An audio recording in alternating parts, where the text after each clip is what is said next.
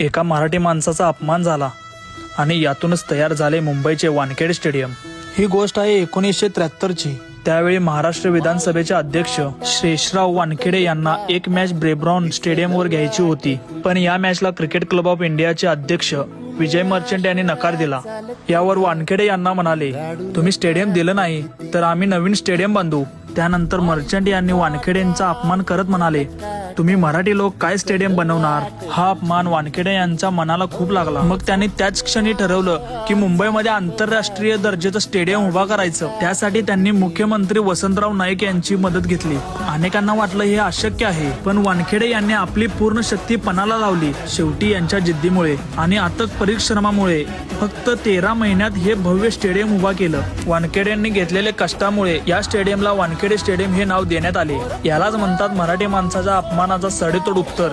ही story आपल्या प्रत्येक मराठी माणसापर्यंत पोहोचली पाहिजे।